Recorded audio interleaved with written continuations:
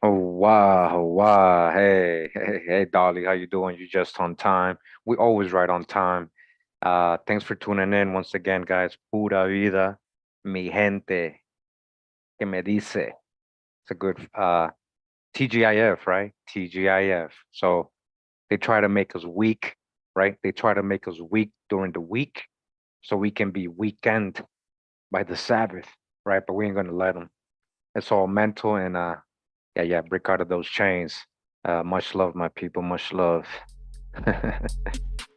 Thanks again for tuning in. Let me just say properly hi.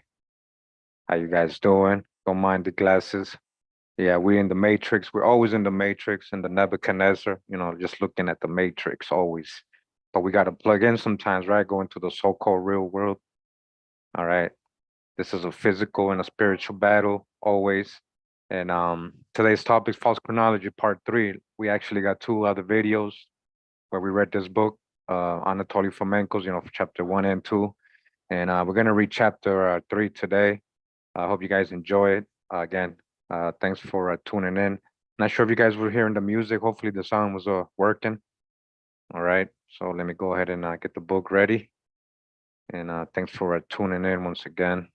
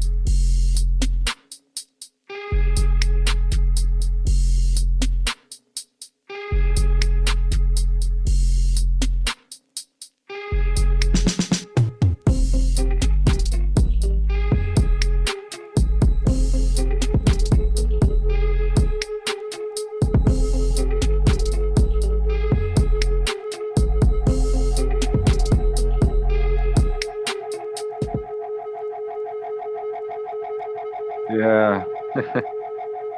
Whoa, welcome to the Twilight Zone, the Twilight Zone.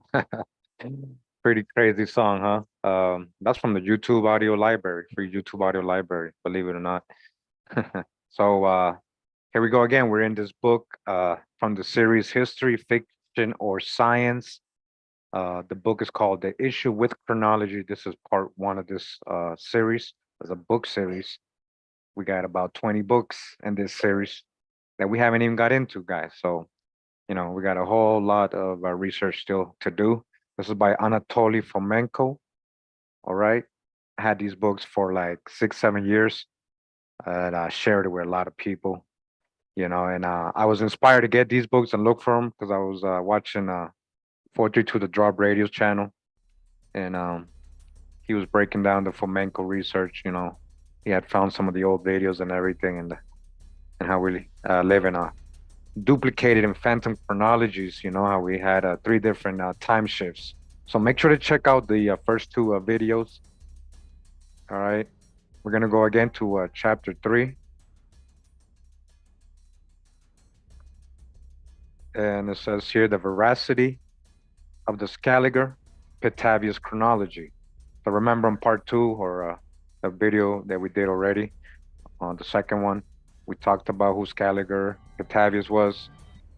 These 2 people had a lot of influence in creating what our modern chronology, what we think is, the real timeline of history. So it was inspired by these 2, mainly these 2, right? And it's not correct. All right, it's not correct. We live in a false chronology. So what basically this chapter is about is that a lot of people, even before Fomenko, was already letting us know that chronology is not the way they did it was not correct, and they had their own theories, of course, whether they were right or wrong. Who knows? Like we're still digging on the correct chronology, but it seems things did happen a lot much recent than they told us in history when they're putting our priest kings, our ancestors back in BC times. It might have been in the Middle Ages, it might have been in the Middle Ages instead. So that's what we're digging on. So welcome. Hope you guys enjoy the reading. Just bear with me 1 second.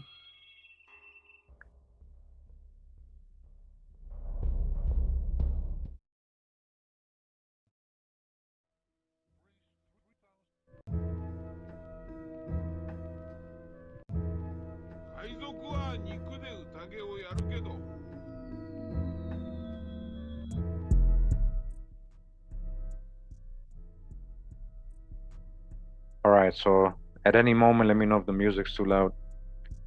Shout out to the music producers. So it says here, 3.1, who criticized Scaliger's chronology and where? 3.11, they are Silla, Robert Baldoff, Jean Hardouin, Edwin Johnson, Wilhelm Kurimeo. The doubts regarding the correctness of the consensual version aren't a recent phenomenon. They have quite a tradition behind them. N.A. Morozov wrote in particular that the Salamanca University professor de Arcilla publishes works Programa Historia Universalis and Divina Florae Historica, where he had proved that the entire history of the classical age was medieval in its origin. Okay? So they're saying the classical age, like the Greeks, ancient Romans, that was actually in the Middle Ages, is what he's saying. All right? This is exactly the same point of view that was shared by the Jesuit historian and archaeologist Jean Hardouin, who considered the classical literature to have been written in monasteries during the preceding 16th century, all right?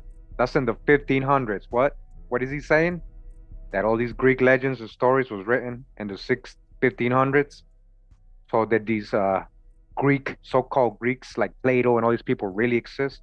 And we've been digging on that, right? We've been digging on that.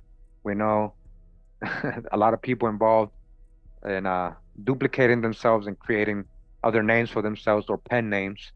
You know, we're extending and glorifying a Greek and Roman history when it really didn't happen.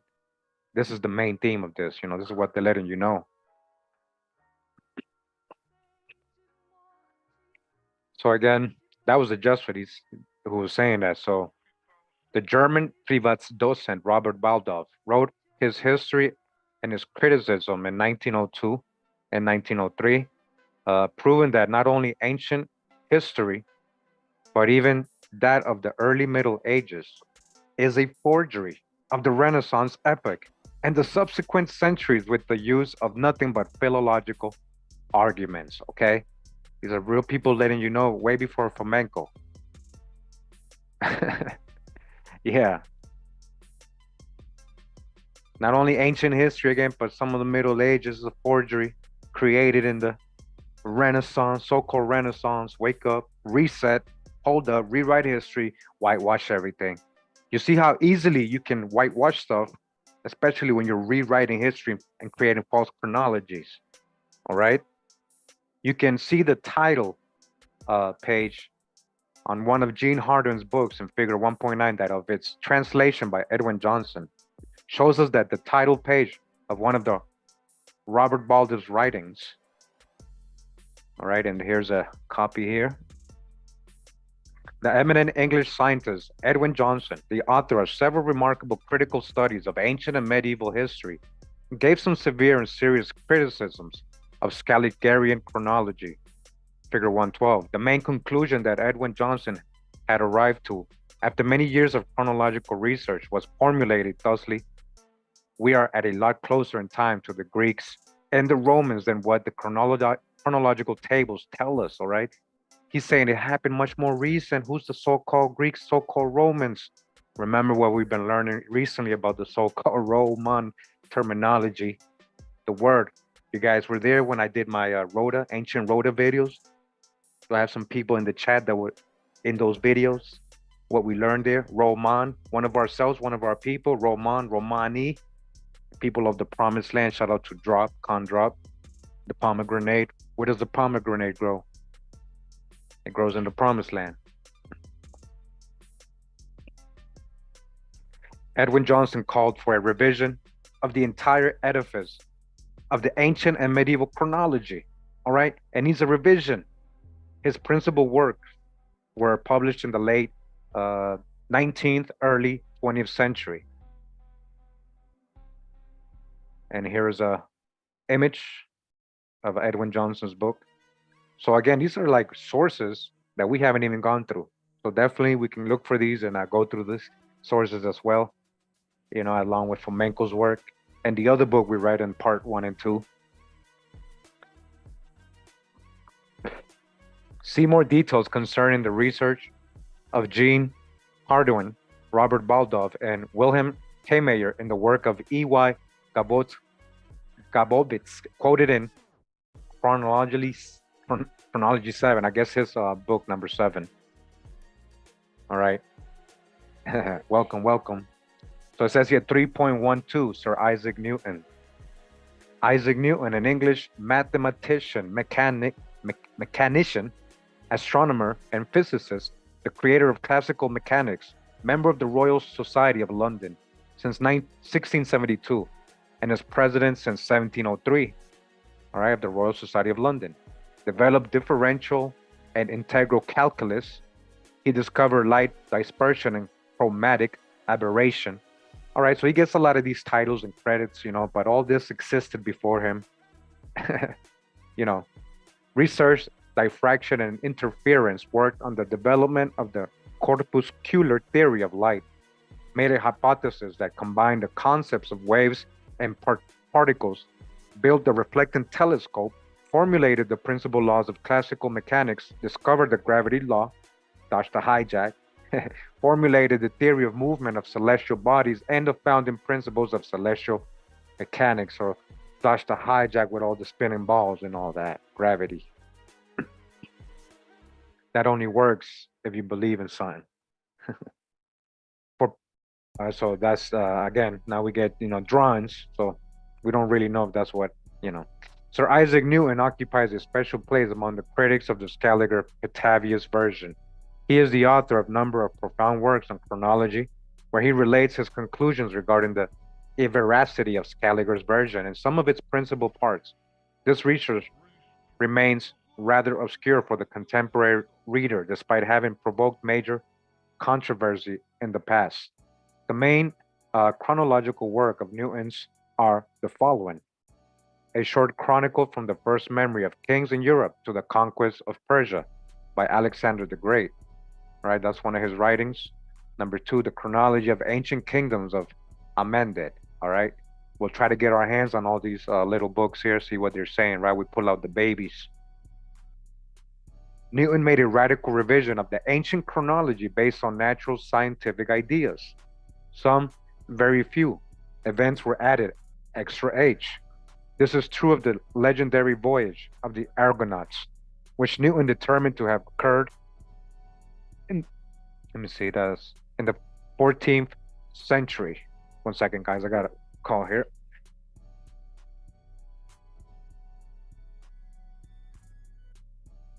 All right, got my volume down, but I'm not disturbed.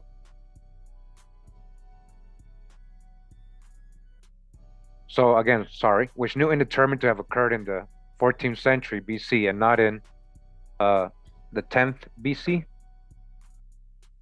as was believed in his time period. However, the dating of this event is rather vague, and later chronological studies of other chronologers as well.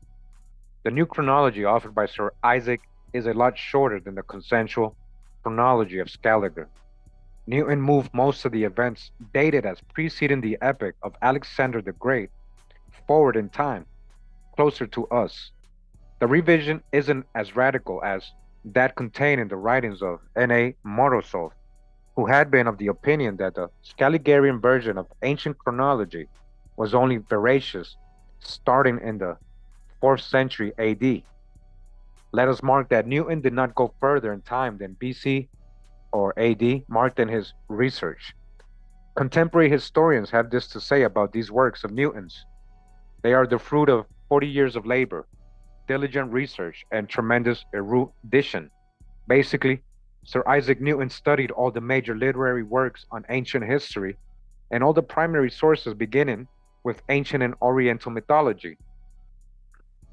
Modern commentators invariably come to the conclusion that Sir Isaac was wrong when they compare his conclusions to the consensual Scaliger chronology.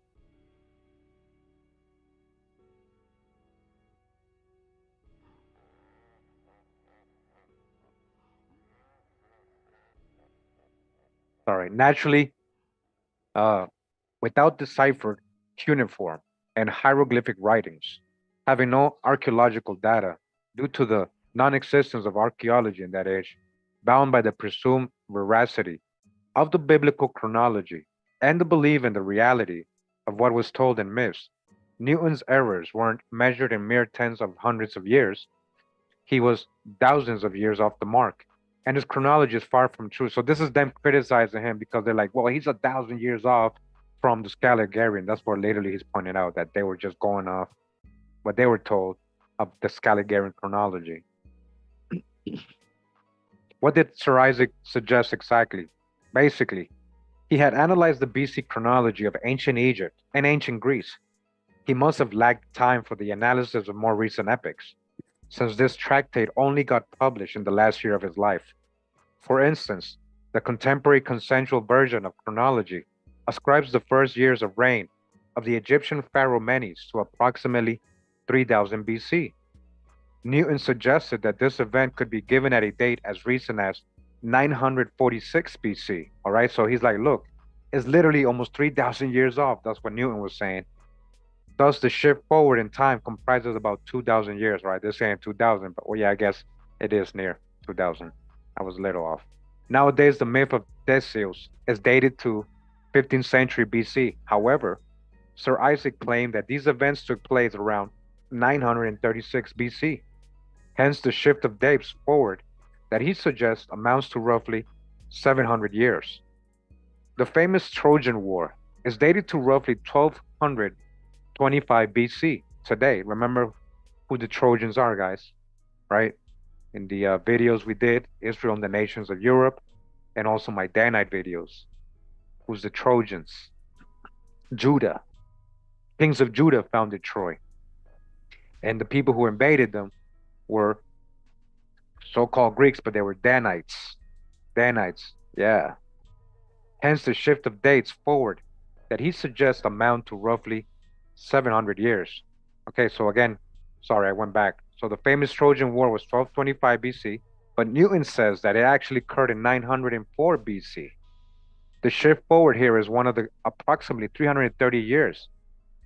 So that's one of the shifts right there, right? 300 years, another one, 1800 years, and another one they're saying, am I saying it correct? Hold on. 300 years, 1000 years, and then 1800 years. Like three different time shifts, three different chronologies. So Newton also moves some fundamental dates of the ancient Egyptian history about 1800 years forward in time. There you go, 1800. Sir Isaac Newton only managed to revise the dates preceding 200 BC. His observations were of a rather eclectic nature, and he could not find any system in these apparently chaotic redatings. We shall also briefly relate to the publication history of Newton's work as told by the book, which may lead one to certain conclusions. Newton seemed to have been wary of the plethora of complications that the publication of his tractate on the chronology could lead him to. This work of his had commenced many years before 1727. The book had been rewritten numerous times up until his death in 1727. It is noteworthy that the short chronicle wasn't intended for publication by its author. However, the rumors of Newton's chronological research had spread far enough, and the Princess of Wales expressed a wish to familiarize herself with it. Sir Isaac gave her the manuscript on the condition that no third party should learn of it. The same happened with Abbot Conti, who started to lend the manuscript to interested scientists upon his return to Paris. All right. So it's funny that Isaac's like, don't show anybody though. Don't, I'm gonna give it to you, but don't show anybody, all right? They say knowledge is power, right? So those who have the knowledge might try to have the power. As a result, M. Freret translated the manuscript into French and added his own historical overview to it. Now, this guy added his own stuff to it. This translation eventually reached the Paris bookseller G. Gavelier, who wrote Newton a letter in May 1724, eager to publish his writing. Having received no answer, he wrote another letter in March 1725, telling Newton that he would consider Sir Isaac's taciturnity as acquiescence of the book's publication with Freret's comments. No reply was given to that either. Then Gavelier asked his friend in London to get a reply from Newton personally. Their meeting took place on 27th of May, 1725, and Sir Isaac answered in the negative. But it was too late. The book had already been published under the following title, Abrégé de Chronologie and blah, blah, blah. All right, that's French right there. You go. You guys can read that. All the French family out there. Sir Isaac received a copy of the book on the 11th of November, 1725. He published a letter in the Philosophical Transactions of the Royal Society, all right, 1725, page 315, where he accused the abbey of breach of promise and publication without the author's consent. When Father Suessiet started his attacks in 1726, Sir Isaac had announced the preparation of more voluminous and detailed work on ancient chronology for publication. All these events took place shortly before Newton's death. He had sadly lacked the time for the publication of a more in-depth book, and none of its traces remain in existence. Sir Isaac died in 1727, leaving his research of ancient history unfinished. Could all this complicated history of the short chronicles publication be explained by Newton's fear of groundless attacks? What was the reaction to the publication of his book? The mid-18th century press saw a multitude of responses. Most of them were made by historians and philologists, and had voiced such negative opinions as the blunders of the honored dilettante in regard to Newton's work. Only very few articles appeared that expressed support of his opinion. After the initial wave of responses subsided, the book was de facto hushed up and withdrawn from scientific circulation. In the 19th century, Francois Arago, the author of the Review, presumed Newton's chronological research unworthy of more than the following rather flippant remark. By and large, Newton failed to come up with correct judgments in everything except in mathematics and its applications. Apart from this, or his theological opuses, the chronology that he compiled is there to confirm our opinion, the very chronology that Freret refuted immediately upon publication. Most probably, Arago decided not to get involved in the issue and quoted Ferret's opinion without thinking twice about it. Cesare Lombroso tries to bring the issue to conclusion in his notorious Genius and Insanity in the following manner. Newton, whose mind amazed the entire humanity, as his contemporaries rightly state, was yet another one to have gone senile in his old age, although the symptoms of his case, so this is what they're criticizing, because they're like, why is he writing all these crazy chronologies? Why is he going so off? Similar accusations will later be addressed at N.A. Morozov, another scientist bold enough to revise chronology. They sound most peculiar in a scientific discussion, and as we think, max the inability to reply substantially. Nikolai Alexandrovich Morozov, part 3.1.3. Vavilov wrote the following about N.A. Morozov. N.A. Morozov managed to combine his selfless revolutionary devotion to his people with a completely amazing dedication to scientific work. This scholarly enthusiasm and this completely unconditional passionate love for scientific research should remain an example to be followed by all scientists, young and old. the first researcher of our time who had raised the issue of providing scientific basis for the consensual chronology in its fullness and quite radically, was Nikolai Alexandrovich Morozov. We can see a monument to N.A. Morozov, his museum home in the town of Borok in the Yaroslav region. All right, and that's him right there, I guess. So Morozov was an eminent Russian scientist and encyclopedist whose fortune was far from easy.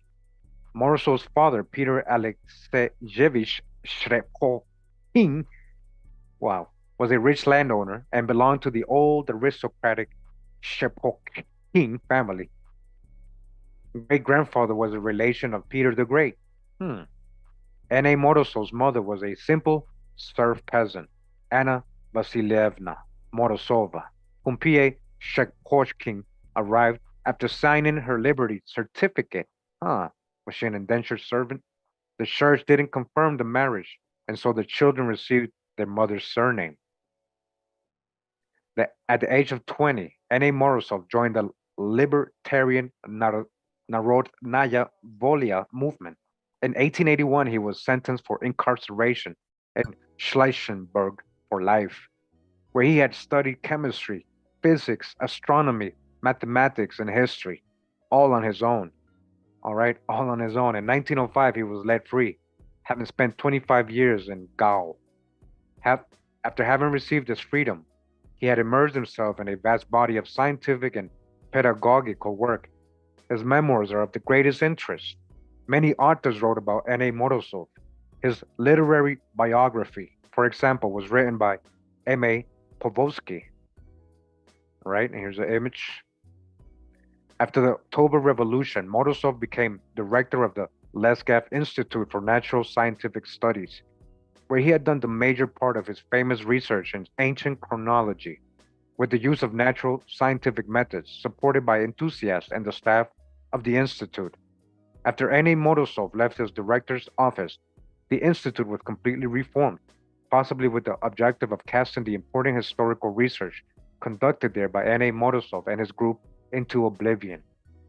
N.A. Morozov was made honorable member of the Russian Academy of Sciences, which became the USSR Academy of Sciences in 1925.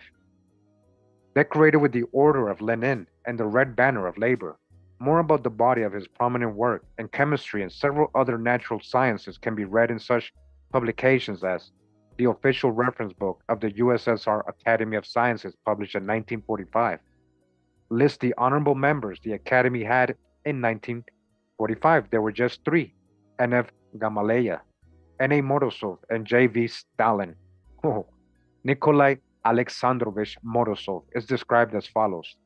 Elected in 1932, known by his works on a variety of astronomical, meteorological, physical, and chemical problems, merited scientist of the Soviet Republic of Russia, honorary member of the Muscovite Society for Natural Studies, lifelong member of La Société Astronomique de France, lifelong member of the British Astronomical Association. All right, that's a pretty heavy resume. In 1907, N.A. Morozov published a book titled Revelations in Storm and Tempest, where he analyzed the dating of the New Testament, Apocalypse, and came to conclusions that contradicted the Scaliger chronology. In 1914, he published the Prophets, which contained a radical revision of the Scaligerian datings of the biblical prophecies. In 1924-1932, N.A. Morozov published a fundamental work, Christ, in 7 volumes. The initial name of this opus had been the history of human culture from the natural scientific point of view. It contained detailed criticisms of the Scaligerian chronology. The important fact discovered by Morozov was that the consensual Scaligerian chronology is based on an unverified concept. All right, nobody ever verified if Scaligerian was correct. All right, there's no sources for it. There's a lot of duplicates involved, a lot of phantoms. Fomenko, shout out to Fomenko and Drop. Can't drop. He having analyzed a great body of material, N.A. Morozov put forth and partially proved the fundamental hypothesis that Scaliger chronology had been expanded arbitrarily as compared to reality. This hypothesis was based on the repetitions that any Morozov had found, namely the texts that apparently describe the same event. We're talking about duplicates here, but are dated differently, so a duplicate in a different time, and considered unrelated in our time. And we always thought, oh, those are two different people, two different times, not related. But they duplicated and created phantoms, guys. That's what they're telling you here. This guy was letting you know before Fomenko. The publication of this work caused vivid discussions in the press, and its repercussions can be found in contemporary literature. There had been a number of rational counter arguments, but the critical part of Christ remained undisputable in its entirety. All right. Welcome, welcome. If you just joined us, we're just going through the book, The Issue with Chronology by Anatoly Fomenko, Chapter 3. This is part 3 of this series. Go ahead and check out the playlist. I named it False Chronology, in case you want to watch part 1 and 2 if you missed it. All right. Some great information. Something to think about here. Hope you guys enjoying it. Welcome, welcome. Apparently, N.A. Morozov had been unaware of the similar works of Sir Isaac Newton and Edward Johnson that were all but forgotten by his time. This makes the fact that many of Morozov's conclusions coincide with those of Newton and Johnson all the more amazing. So they all kind of had the same conclusions based on their own personal scientific research. They were like, the chronology we got doesn't make sense. However, N.A. Morozov raised the issue as a much wider and more profound one. Having encompassed the entire period up to the 6th century in the frame of critical analysis, and found the need for a radical revision of datings. Despite the fact that N.A. Morozov had also failed to discover any sort of system in the chaos of altered datings that arose, his research was performed on a higher qualitative level than Newton's analysis. N.A. Morozov was the first scientist to have possessed a clear understanding of the necessity of revising the datings of medieval events as well as those belonging to ancient history, in parentheses.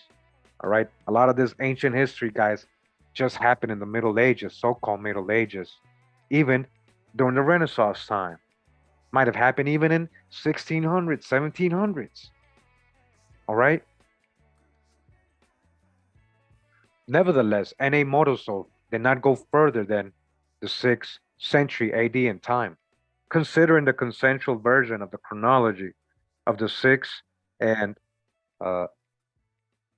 13th century to be basically correct. We shall yet see that this opinion of his turned out to have been gravely erroneous. Thus, the issues raised in our works are hardly new. The fact that they recur century after century and get voiced ever louder shows that the problem in question does exist. All right. And that the fact that the independently suggested alterations of the ancient chronology, those of Isaac Newton, Edwin Johnson, and N.A. Morozov, are close to each other in principle, is a clear witness that the solution to the problem we're studying lies somewhere in this direction. It is worthwhile to give a brief account of the creation of Morozov's Christ. His ideas met vehement opposition as early as during the publication stage. N.A. Morozov had to address Lenin as the head of state personally in 1921, and asking for support. V.I. Lenin had delegated the study of this issue to A.V. Lunacharsky. Let us quote Lunacharsky's reply, dated 13 April 1921. All right, it says, I have received your request and read Morozov's book, Christ, signed by Comrade Gorbunov. It would please me greatly to delegate this matter to the editing board responsible for such matters. I, for one, am familiar with the work in question. It is perfectly preposterous thing that uses a ridiculous demonstration to prove that the date of the solar and lunar eclipses that the gospel refers to as having accompanied the crucifixion and occurred on Friday, that Christ had lived in the 5th century and not in the 1st, and uses this data to deny the existence of such historical character as Julius Caesar, who turns out to have really been identified as Julian the Apostate, Augustus, also suspecting the falsification of the writings of Cicero, Horace, etc., as really referring to the Middle Ages, etc., etc. So basically, this guy's complaining about what Morozov had written, what he had proven, probably with his science based on the solar and lunar eclipses, guys. All right, we already know about Jesus, and we already know that they created a date 0 AD. You know, you know, If you're just new to this ain't about religion. This is just about truth. All right, this is so, Most High over everything. That's a whole different thing. So, all right, so he's complaining. So it says shortly afterward, having met N.A. Morozov personally and witnessed the detailed scientific report that the scientists had made during their meeting, A.V. Lunacharsky had radically changed his mind about the book and sent the following missive to Lenin as early as 12 August 1921, in complete contradiction of his previous letter. Hold on, guys.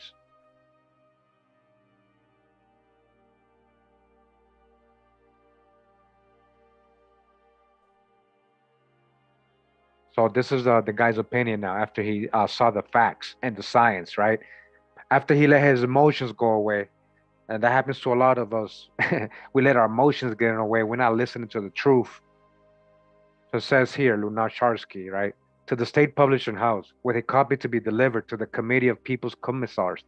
Although I could not familiarize myself with the actual manuscript of Comrade Morozov's voluminous Opus Christ and His Time, an oral report of its content made by the author, and a demonstration of several tables made me consider its publication as a matter of considerable importance, one that is to be addressed as soon as possible, since the work is rather large, 3 volumes, 50 sheets all in all, and seeing as how we still haven't emerged from the state of acute paper crisis, I would offer the Petersburg branch of the state publishing house to cut the edition down to 4,000 copies, at least in order to get it published without delay.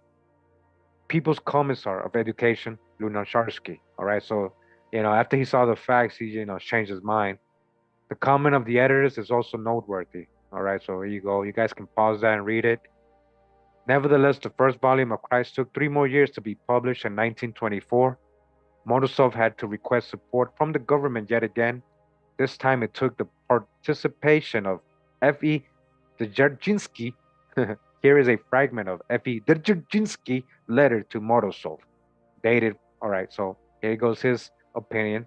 So all the above notwithstanding, in 1932, after the publication of the 7th volume of Christ, Morozov's opponents had finally succeeded in stopping the publication of his further materials on the topic. All right. So we're going to another part of this chapter. It's part 3.1.4. It says here recent publications of German scientists containing criticisms of Scaligerian chronology. In the period since the publication of our works on chronology, which started to appear in 1980, several German scientists have also published a rather interesting result of this research containing a critical analysis of the Scaligerian chronology. The first of these publications appeared in 1996. The ones we consider the most noteworthy are those written by Uwe Topper, as well as Heribert Illig. Was there really a Charlemagne? Was there really a Charlemagne? Huh? Did he have a different name? Which claims that many documents which we ascribe to Charlemagne's epic today are really more recent forgeries, okay? And builds a hypothesis that one needs to withdraw about 3 centuries from the medieval history, 300 years, including that of Charlemagne's age. It has to be said that the chronological obtruncation, suggested by Heribert Illig is of a local nature.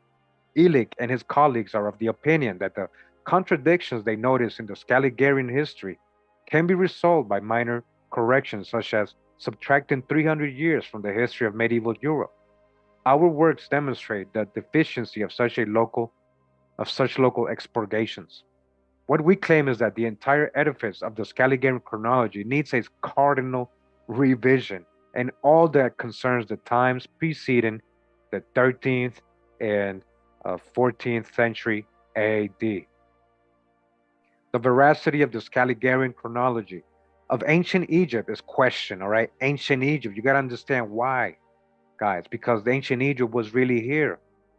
So they had to like falsify, not only create a duplicate physical one, but a fake one in time and chronology.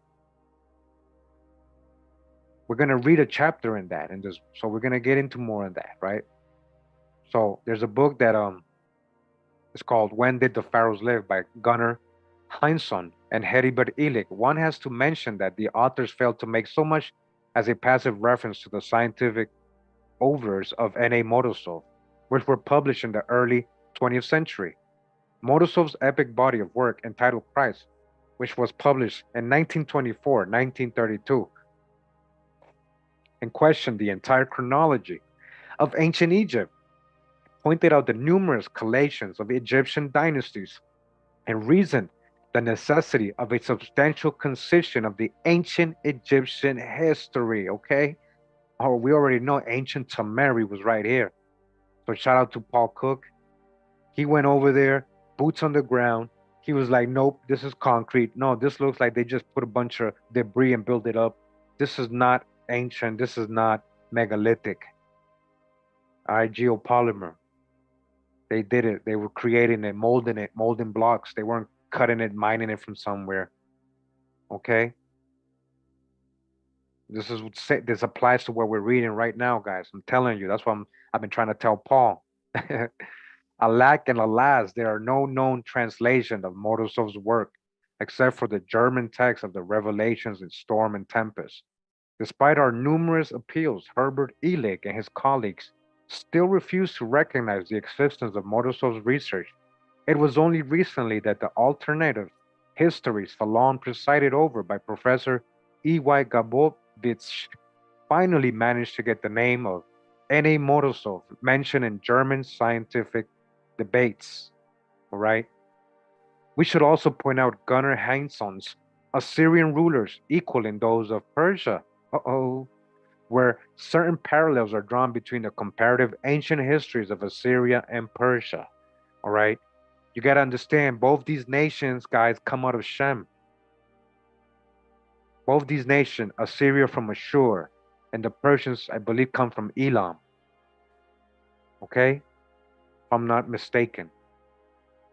So having parallels is something I can see why.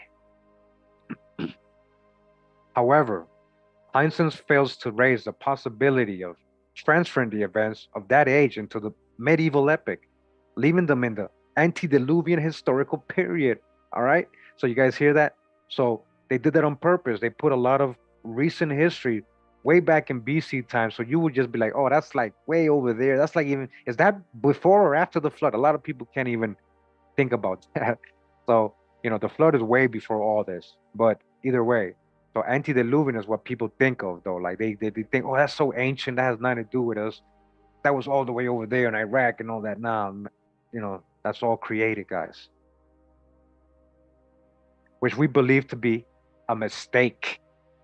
It's a mistake. It's purposely done. It's not a mistake. They planned it. No mistakes about it. They purposely created false chronologies. The subjective title C14 Crash or Carbon 14 Crash by Christian Bloss and Hans Ulrich Niemitz is also interesting and contains a voluminous body of evidence used by the authors to question the feasibility of using the radiocarbon analysis method. All right. So I didn't even know that book existed. We're going to definitely get into that book. I actually went over a lot of articles, scientists going over the carbon dating. A lot of, leading scientists don't go down with that. They say it's not so accurate. Like you can just grab a leaf that falls on the rock and you're going to date the leaf and you're going to say the rock is that old. So again, when they're saying that our stuff is younger and that the stuff they're finding over there is older, we have to rely on them, on their carbon dating. So we're supposed to believe all that. Even though it might be close to something, but they're not, measuring it correctly, or they're not, because they're adding their influence to it. And what I'm trying to say, they're being biased with those datings.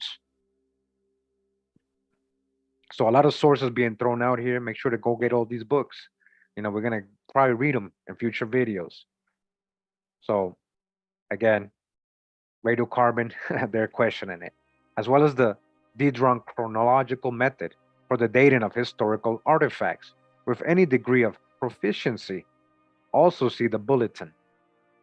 All right, and here we go. And this is chapter 3.2. Chapter 3.2. All right, we're still in chapter 3. As there's here the questionable veracity of the Roman chronology and history. All right, so-called Roman. He's one of ourselves. He's one of our countrymen, one of our people, one of our, yeah. Roman, Romani, Roman, those coming from the promised land. The hypercritical school of the 19th century. Let us give a brief account of the situation with the Roman chronology, which has played a leading role in the global chronology of the antiquity. Fundamental criticisms of the tradition commenced as early as the 18th century in the Academy of Scriptures and Fine Arts that was founded in Paris in 1701, and 2 decades later hosted extensive discussions about the veracity of the entire Roman tradition. All right? The entire Roman history is in question, guys. I've been trying to tell you. They created these fake nations because Romans included many different nations of people.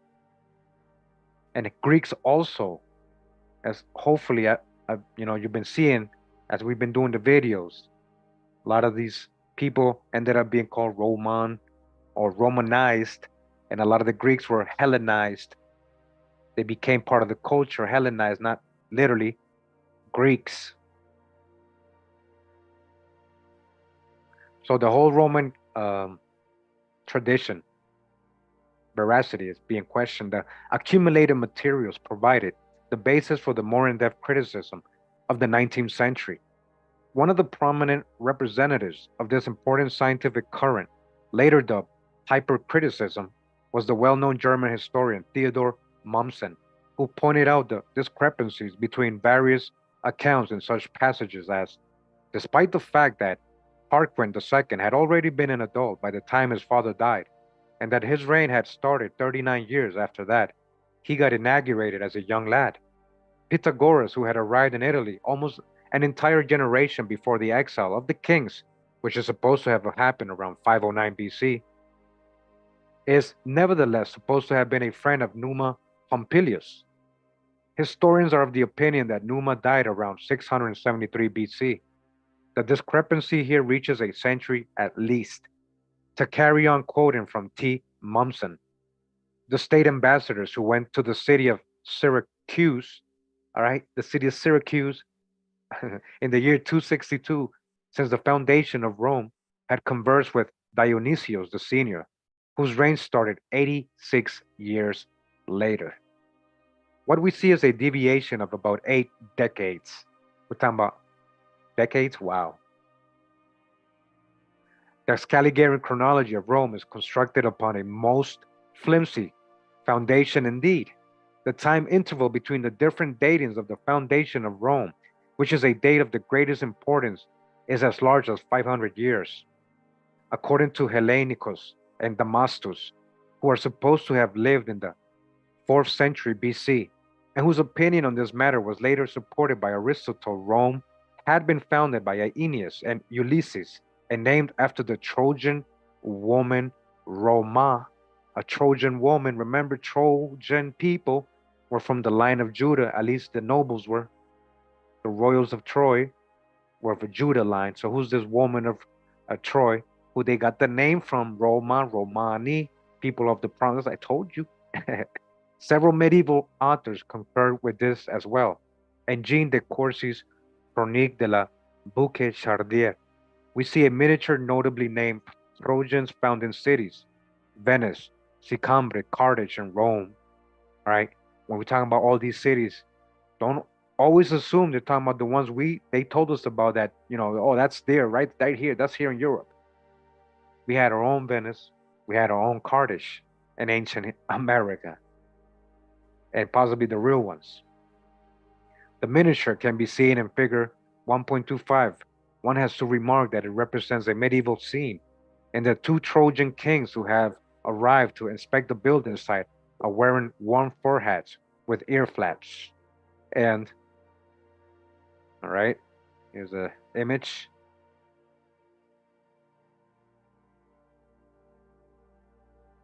Thus, the foundation of Rome occurs immediately after the Trojan War, which both Aeneas and Ulysses took part in. But in the consensual chronology of Scaliger, the interval between the Trojan War, which allegedly took place in the 13th century BC, and the foundation of Rome, which is said to have occurred in the 8th century BC, is 500 years. This means one of the following. The foundation of Rome took place 500 years later than it is generally thought. The Trojan War occurred 500 later, or the chronographers are deliberately lying about Aeneas and Ulysses found in Rome. Who's Aeneas? Is that a Danite? We went over this, guys, in my previous videos. Also, what happened to Romulus in this scenario? Could Romulus have been another name for Ulysses? A lot of questions arise, as you can see, and they only increase in number once we start delving further in. All right, and that's what we've been doing. Every time we open up, you know, one little truth, we learn something, another truth comes out, another thing we find out, we're going through another direction. Many layers are being lifted. Apropos, according to a different version of the city, was named Romus, the son of Ulysses and Circe. Could this mean that Romus or Remus, the brother of Romulus, was the son of Ulysses? This would be impossible within the paradigm of Scaliger-Petavian chronology, naturally. The historian B. Nees has the following to say about it. Rome, as well as many other Italian cities, was considered to have been founded by the heroes of Greece and Troy that wound up in those parts. All right? It sounds to me like a bunch of so-called Hebrews and a lot of Israelites involved in that. There's a variety of legends to prove it. The most ancient one, which was quoted by Hellanicus and Damascus as early as the 4th century BC, and later by Aristotle, claims that the city was founded by Aeneas and Ulysses and received its name from the Trojan woman Roma. Another version suggests Romus, the son of Ulysses and Circe, to have been its founder. Let us reiterate that there are about 500 years separating this date from the consensual one.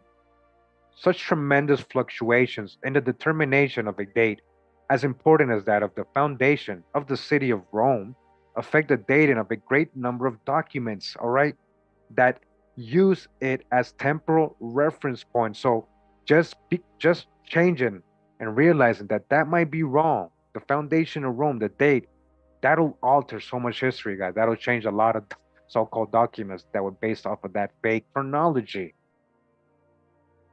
The well-known history by Titus Livy or Levi is one of them.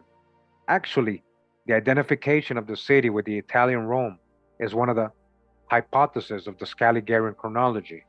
The possibility that the city can be identified as the famous Rome upon the Bosphorus or Constantinople, also known as Caesargrad, Kasargrad, or the city of the kings, cannot be excluded.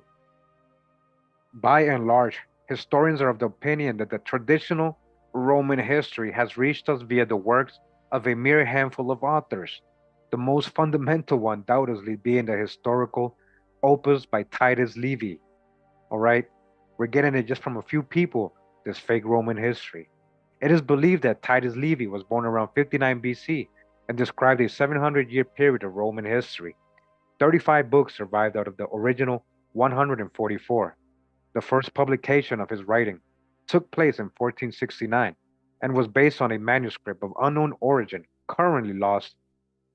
The discovery of a manuscript with 5 more works occurred in Hessen some time later. T. Mommsen wrote, "In what concerns the global chronicle, everything was a lot worse. The development of the historical science gave hope for traditional history to be verified by documents and other dependable sources. But the hope was buried in complete frustration. The more research was conducted and the deeper it went, the more obvious the difficulties in writing a critical history of Rome became. All right, I understood what he said there, guys. I think my interpretation of that is that as he started really looking into the history and trying to look for the sources like I do, he realized there is no sources. There's no sources. That's what difficulty was for him.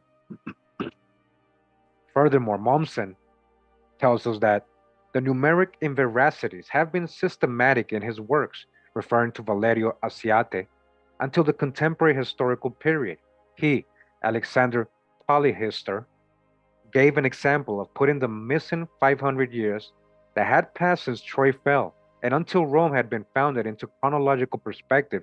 We have to remind the reader that according to a chronological version that differs from the consensual Rome was founded immediately after the fall of Troy, having filled this period with a list of ghostly rulers, phantoms, and duplicates, just like the ones that were used widely by the chronographers of Egypt and Greece, just like in those fake histories. Apparently, he was the one who brought the kings Aventinus and Tiberinus, as well as the Albanian clan of Sylvaeans, into existence. The descendants didn't miss their opportunity to invent first names and periods of reigning. They even painted portraits for better representation. All right. Okay. Hey, shout out to everybody in the chat. Welcome, Archivist. Yeah, I know you're loving this because, yeah, this is, I love when you do that deep research and you're showing all this chronological, you know, miscon, like all this stuff that doesn't make sense, like the timelines. You're finding things here that, we shouldn't be finding buried in caves, these newspaper reports stating what they're finding. It's rewriting history and chronology. And so this is what they're talking about. It's the same thing. So these criticisms are also reviewed by Nice. Theodore Mommsen was far from being the only scientist to suggest the revision of these most important dates from the ancient times. A detailed account of what the historians later labeled the ultra-skeptical stance, the version questioning the veracity of the chronology of the regal Rome, as well as our entire knowledge of the first 5 centuries of Roman history, can be found in and the problems inherent in making the Roman documents concur with the chronology of Scaliger are related in, according to the historian N. Ratzig, the matter here is that the Roman manuscripts have not survived until our times. Oh, there is no sources. They didn't survive, guys. That's what they're saying. So there's been their excuse. So all of our presumptions are based on whatever the Roman analysts have to tell us. But even here, we run into major difficulties. The principal one being that even the analyst material is represented very poorly. Again, no sources. Guys, did you know? They don't tell us this. There's no sources for Roman history. Who are the so-called Romans? I've been trying to tell you. Wait till everybody finds out who's the real Romans and so-called Greeks. All that is happening in ancient America, and they had different names, these nations, these people, and it wasn't just one group of people. They're grouping a bunch of people and naming them Romans. They're grouping a bunch of people and naming them Greeks. I'm telling you, and that's why there's a fake history. The great annals of Rome have perished. It is assumed that the Roman Fasti gave yearly chronological lists of all the civil servants of ancient Rome. These tables could theoretically provide for a trustworthy chronological skeleton of sorts. However, the historian G. Martinov inquires, how do we make this all concur with the constant controversy that we encounter in almost every text of Levi in the names of the consuls, their frequent omissions, among other things, and a complete laissez-faire attitude to the choice of names? How do we make it correspond with the names of the military tribunes? The Fasti are literally modeled with errors and distortions that one cannot make heads or tails of. Levi himself was already aware of how flimsy this foundation of his chronology had been. Martinov sums up with the following. Neither Diodorus nor Levi possess a correct chronology. We cannot trust the Fasti, which tell us nothing about who was made consul in which year. or the cloth writing that led Licinius, Marcus, and Tubero to contradictory conclusions. The most trustworthy documentation is the kind that becomes identified as much more recent forgeries after in-depth analysis, all right? Guys, while I'm reading this, I'm just thinking about all these movies, right? All these movies with the Romans. These Hollywood is what legitimizes these fake chronologies and these fake histories. That's what Hollywood does. The Hollywood illusionist, illusion. So as I was reading this, I just kept picturing the movies. It is thus somewhat disconcerting to hear the modern chronology. E. Birkeman assures us of the following. Since we possess full lists of Roman consuls for 1050 years or 1050 years, the Julian dating for each one of them can be deduced easily, given that the ancient datings are veracious. The close-tongued implication is made that we possess a definite, trustworthy Julian dating of the foundation of Rome, despite the fact that the 500-year fluctuations of this date affect the entire council list, as well as the whole history of ancient Rome based on this list. All right. Once they start doing it correctly, it's going to affect all the history of ancient, so called ancient Rome. It's not ancient at all, guys. It is thus somewhat disconcerting to hear the modern chronologer E. Bickerman assure us of the following. Since we possess full lists of Roman consuls for, oh, I'm sorry, whoops, the actual monograph of E. Bickerman, we live, so I appreciate you guys having the patience on reading and everything. It's not easy, but I'm getting better and better as we go. So, the actual monograph of E. Bickerman also sadly fails to contain so much as a hint of justification for the fundamental dates in the ancient chronology. Instead of relating the dating basics, the book just offers a number of individual examples that explicitly or implicitly refer to the priori known scheme of the consensual Scaliger-Petavius chronology. All right. And I think, we reached the end of chapter 3. Yeah, I'm staying hydrated, about to get hydration right now. Mm-hmm.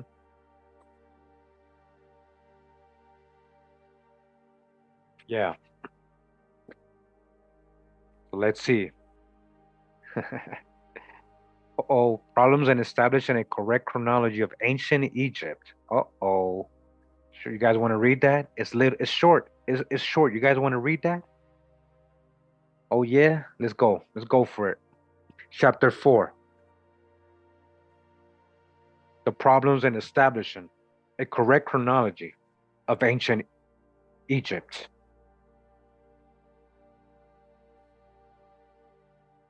The significant discrepancies between the chronological data offered by the ancient sources and the global chronology of the ancient times as devised in the 17th century arose in other areas as well.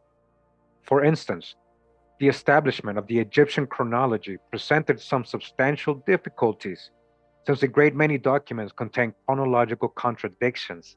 Let us examine the correlation between the classical history by Herodotus and the Scaliger chronology.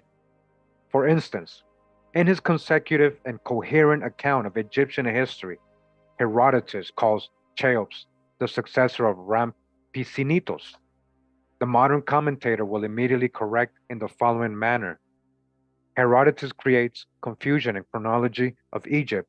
Rampisinitos was a king of the 19th dynasty, whereas Cheops belonged to the 4th century, all right, BC.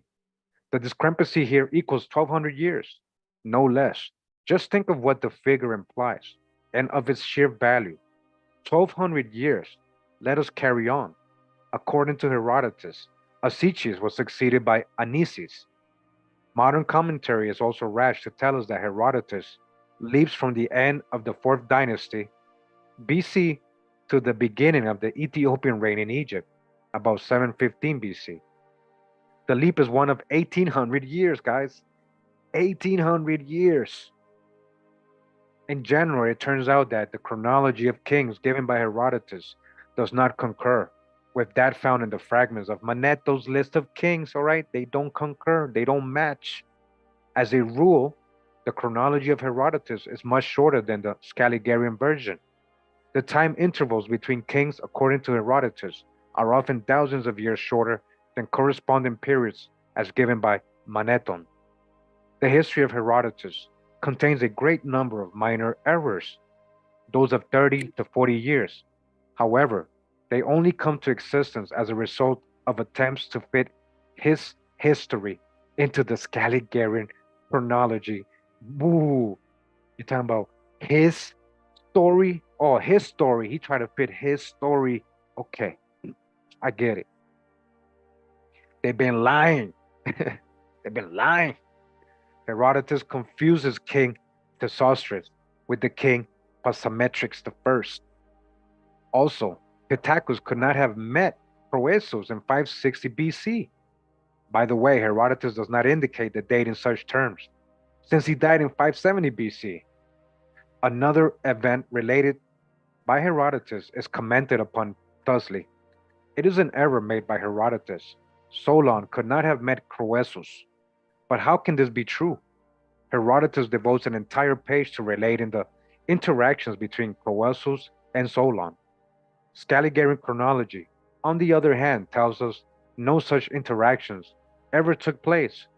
The commentators also accuse Herodotus of dating solar eclipses incorrectly, and so on and so forth.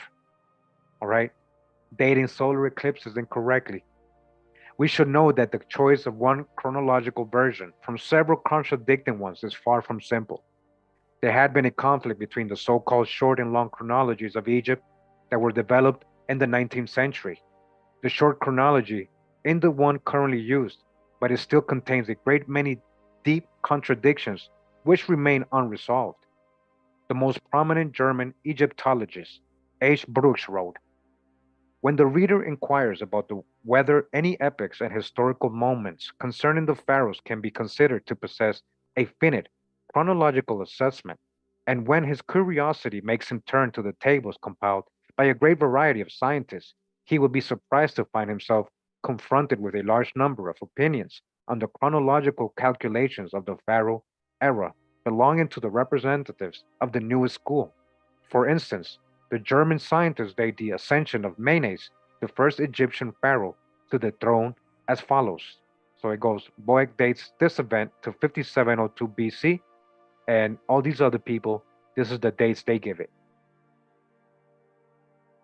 The difference between the two extreme datings is mind-boggling, since it amounts to 2079 years. Why are these people so off, huh?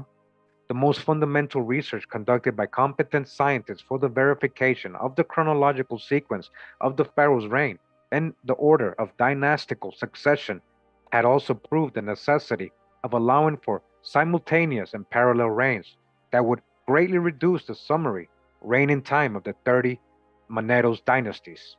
Despite all of the scientific discoveries made in this area of Egyptology, the numeric data condition remains extremely unsatisfactory to this day. All right. It all makes sense. And I just want to add here when it comes to Egyptology, all that happened right after Napoleon. Before that, nobody was talking about Egyptology. He made it a thing, guys. And he supposedly brought back the Rosetta Stone, which has been proven by a lot of people today to possibly be fake. Now we know why. That these are fake histories and fake places, phantoms and duplicates. All right, I got a future video on what I think Napoleon's influence and fake Egypt was. I got a big theory, guys, and I think I'm right, but we'll see how we can break it down with sources. You know, the situation hasn't improved to the present day. Modern tables date the beginning of the reign of Menes differentially to approximately 3100 BC, roughly 3000 BC, etc. The fluctuation span for this date amounts to 2700 years. That's how off they are.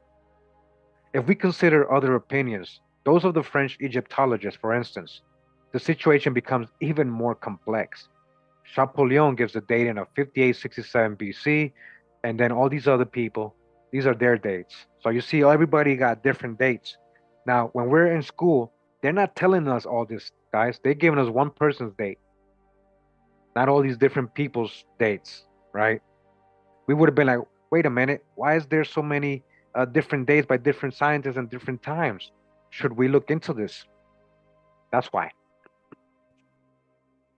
The discrepancy between the dating of Champollion and Palmer equals 3,643 years.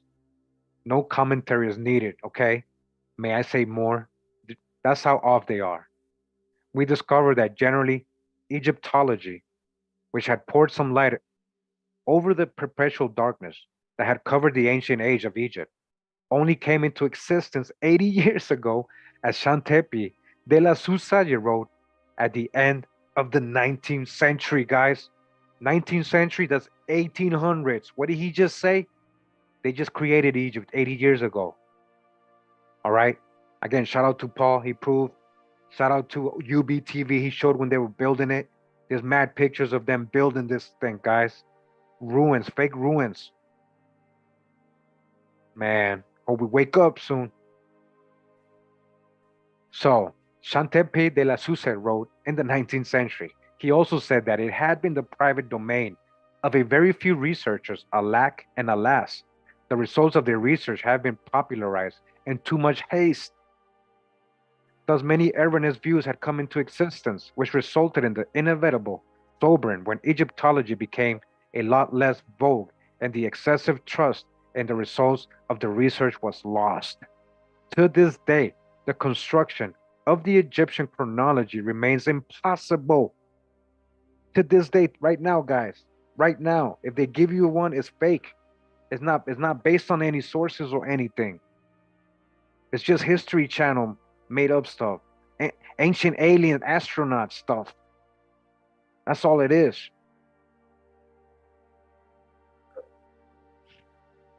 The situation with the list of kings compiled by Sumerian priests is even more complex, all right?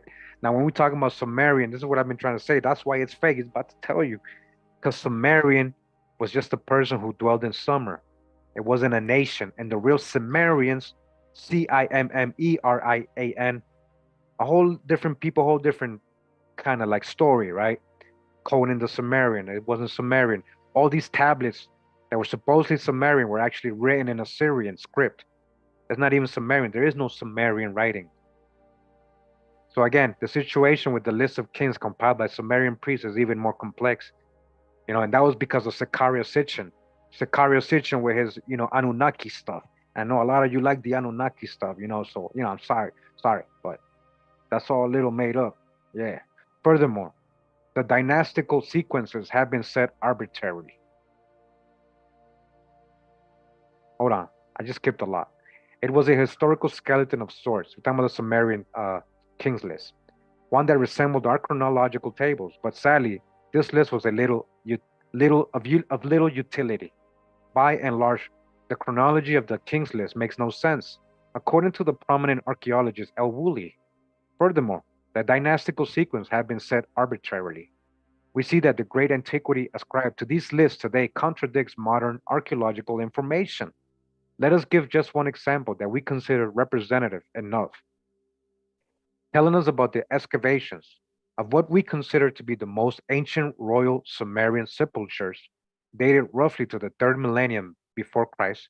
Woolley mentions a series of findings of golden toiletry, which was of Arabic origin and belonged to the early 13th century AD. According to one of the best experts in the field, Woolley patronizingly calls the expert's mistake a forgivable one, since no one had thought such an advanced art could have existed in the third millennium BC. Unfortunately, the development of the entire critical concept and the propagation of the hypercritical current of the late 19th and early 20th century froze due to the sheer lack of objective statistic methods at the time, one that could provide for the independent and objective verification of the previous chronological identifications. Okay, and that's the end of chapter 4. All right, so again, we were in the book, The Issue with Chronology. The Issue with Chronology. Hope you guys enjoyed that reading. Pretty deep. I like to make sure that the videos are not too long so we get a lot of new people come and sit through them and and watch them. And we have different parts. That way it's in order. So we're going to go ahead and read the other chapters in another part. But that was some pretty good information. You guys can pursue further research. I'm definitely going to get some of the sources that were mentioned here, and we're going to look into these sources. All right. It's not just Fomenko. It's not just Fomenko. Yeah, guys. Literally, hold on. A made up history when it comes to Romans, so called Egyptians, too. All right. Because remember, the real Tamari, we just talking people from America. Yeah, that was all over here. That was all over here. False chronology they've given us. False chronology. Hold on, guys. All right. Appreciate you guys tuning in today. Thanks for having the patience, hearing me read. Thanks for all the support. Thanks to the Patreons. Thanks to the real ones in the chat. I saw a lot of real ones in the chat. Thanks to the moderators. I appreciate you. All the people I've talked to personally, you guys know I don't forget about you guys. Shout out to the Telegram back chat. Yeah. Thanks for again all the support, and share the video, guys. Make sure we grow the channel, because YouTube be hating. They be hating hard. I got on TikTok yesterday, and they gave me they blacklisted me right away. They don't want me to reach the children. So help me get the word out, share the videos and everything. I'd appreciate that. Much love. Yeah, pura vida, mi gente. That's how we live. You gotta be pura vida. And make sure you have a blessed Shabbat. Make sure you have a blessed Shabbat Shalom. Shabbat Shalom. All right, give thanks. Give thanks for this moment. And I know there's a lot of crazy stuff going on in the world. A lot of disruptions, a lot of chaotic events. But we all knew it was coming. Hey, we got to fulfill the book. Yeah, you already know. You already know what we have to do. So we're learning. And that's why they're doing all that, because we're waking up. That's why they want to take control and everything. And but that's why they're on the other side of the world and not over here in the true promised land. That's by design, by the Most High. And when it comes here, you'll see what's gonna happen when they start messing with the reals, with the Israels. Yeah, Israels. Oh yeah, it's about to get real. It's getting real. Israel. Yeah, it's getting real. Remember, it's a lineage, not a place. It's a lineage. It's a family. It's your family. Yeah. Mind is blown. Yeah, hopefully you guys enjoyed it. Thanks for tuning in. Please like and share. Help me grow the channel, because they be holding me back. I don't trust me, guys. They be holding me back. Yeah. Have a great rest of your Friday. Have a good Friday evening. Have a blessed Shabbat. We might see you tomorrow afternoon or Sunday. We'll see. Thanks for tuning in. And I got a lot more videos coming, a lot more books to go through. Wadu. Let's see what we can find on the way out. Let's go for a good song.